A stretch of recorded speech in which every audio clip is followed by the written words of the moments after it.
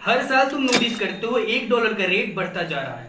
2008 में $1 करीब 40 रुपए के बराबर हुआ करता था और आज वही $1 84 रुपए के बराबर हो चुका है। पर ऐसा क्यों और इसका तुम्हारे पॉकेट पे क्या इफेक्ट पड़ता है, चलो समझते हैं बहुत सिंपल लैंग्वेज में।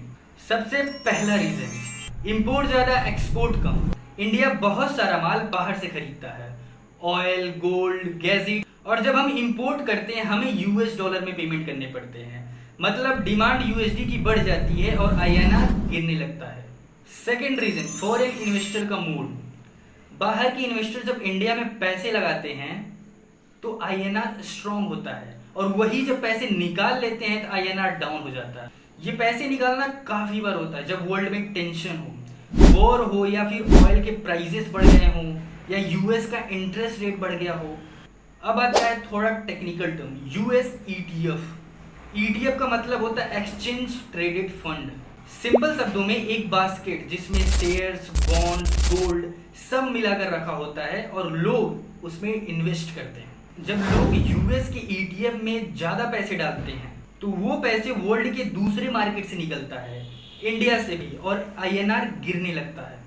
तीसरा रीजन, एनडीएफ मार्केट। एनडीएफ का फुल फॉर्म होता है नॉन डिलीवरेबल फॉरवर्ड। ये एक तरह का बेटिंग मार्केट होता है जहां पे लोग गेस लगाते हैं कि फ्यूचर में आईएनआर का रेट क्या होगा। अगर ज्यादा लोग गेस किए कि आईएनआर गिरने वाला है तो मार्केट में भी आईएनआर की वैल्यू वीक हो जाती है। एक और रीजन होता है फॉरेक्स रिजर्व। बेसिकली ये इंडिया का डॉलर बचत खाता है जहां पे आरबीआई डॉलर स्टोर करके रखता है। जब रिजर्व कम होते हैं तो आईएनआर और भी ज्यादा वल्नरेबल हो जाता है।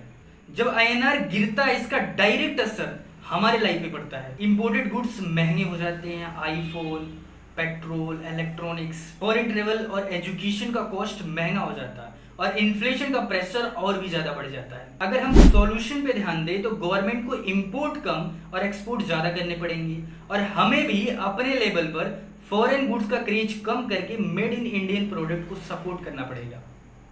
मैं हूं अंकित और आप देख रहे थे रियल टॉक। अगर तुम पैसा, इकोनॉमिक और अपने फाइनेंशियल लाइफ को डीपली समझना चाहते हो तो अभी चैनल को सब्सक्राइब कर लो और इंस्टाग्राम पे देख रहे हो तो फॉलो करना मत भूलना।